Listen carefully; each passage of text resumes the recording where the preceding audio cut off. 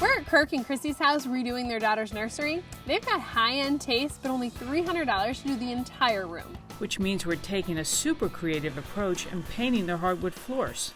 And Kirk is definitely not 100% on board. A painted hardwood floor is gonna look really cheesy. I'm so excited for you to see this. All right. The one thing we still haven't figured out in this room is the storage piece, which is kind of a big deal.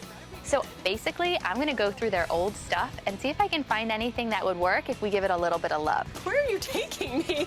And I think I stumbled onto a gold mine that I want to show Monica. Ta-da! Oh my word! It's like our own thrift store. Seriously, why didn't they mention any of this? I know. Let me just show you this. Okay, it's really dirty. I smell color blocking. Seriously, and it has really clean lines. If we change out the hardware, I think it's a win-win. I love it. This is a good, solid piece of furniture. Good find. Thank you.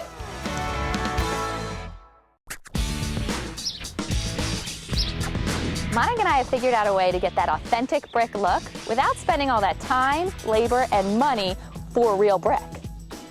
All right, Kirk, while they're in there finishing the floors, we're gonna tackle the focal wall. Okay. See, that's how you're gonna get our brick look? Yep. Okay. These are faux brick panels made of hardboard. You can get them at any hardware store. Okay. They come in 8x4 sheets and they're really easy to work with. But the red brick tone, not going in with the style of the room. It's a little bit dated to us. Okay. So we're gonna do a treatment. We're gonna cover it in white paint first. We're gonna do a light coverage. We don't wanna do anything heavy. So do you wanna give it a try? Sure. Okay.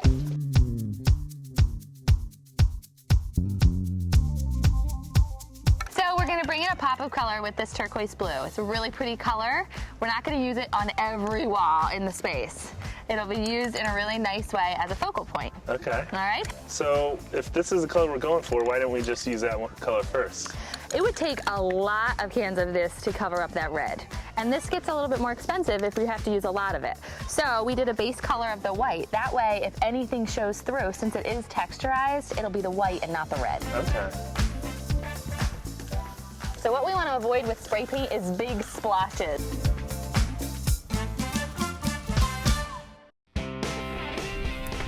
All right, so our panels are painted.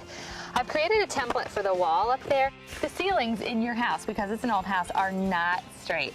So the template is an exact replica of what's there on the wall, so that we know that when we get it up there, it'll be a nice tight fit. Okay. All right, I'm gonna do the first cut and then I'll let you try it. All right. All right?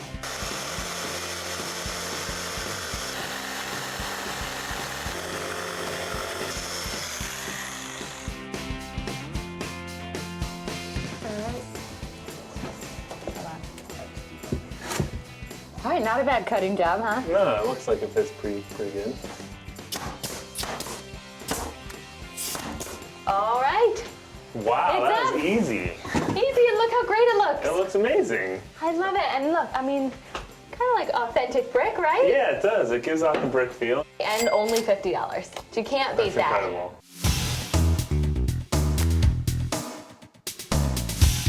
We chose this paint color because it is the polar opposite of that pink that they had going on. It was way too much. We wanted a neutral background so that we could add pops of color the right way. So how are you liking the color? I love it. It's so much better already. I know, bye-bye hideous pink, right? Yeah.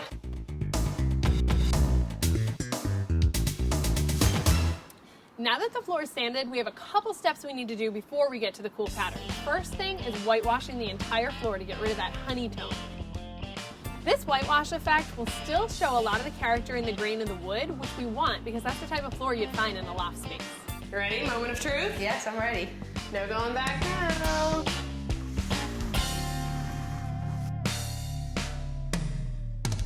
Now, I'm finally going to show you what our plan is for your All right. floor. I can't wait.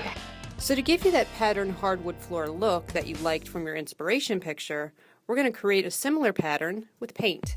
We have our grid, and we're actually going to have diamonds, and then when you stagger the diamonds, you get this cool, like, 3D effect that I was talking about. Okay. And we're going to use different colors. Okay. So we're using color, which we know you Yeah. guys like. We're going to do it in a modified way. Right. Okay. It's not Cool. overwhelming. First step, we have to tape off this floor, and then we can start painting in our different colors. So how did you know how much water to put in there? Really, a lot of it is just practice, but the cool thing is that you can always add more paint or more water. You want to go on the thin side because you can always add more coats.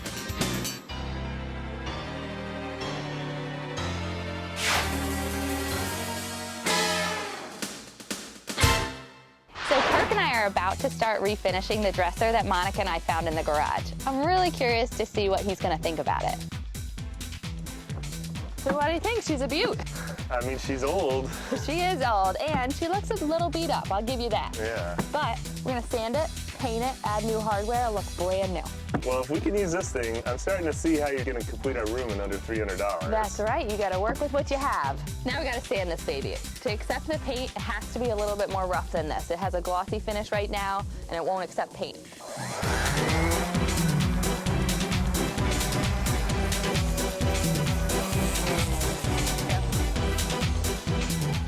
Let me show you what color we chose. Wow. That's a bright color. Yeah, this is very, very similar to the pink that was in your room. But we want to show you that if you use it in the right way, it can add a beautiful pop of color to the room. Okay, so we're going to do a gradient, basically, from the darkest color up to the light. So the bottom two drawers will be the darkest color. The next row will be a shade lighter, and then we'll go on up till we hit the lightest shade at the top. We're gonna mix white paint in with our coral paint, and that'll progressively lighten it as we do more and more white paint.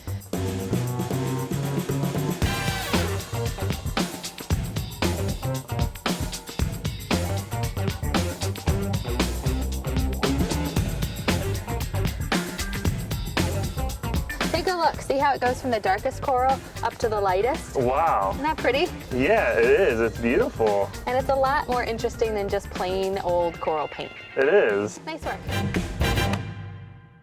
Here's a Knock It Off viewer question from Karen in Pennsylvania. Dear Monica and Jess, in my dining room I have some great built-in shelves, which are so useful but so bland looking. Could you suggest a way to give them some life without hurting my wallet? Absolutely. A great inexpensive way to revamp shelves is to give them a birthday present, literally, by using wrapping paper. All you have to do is line the back of the shelves with whatever wrapping paper you choose. It's an inexpensive alternative to pricey wallpaper.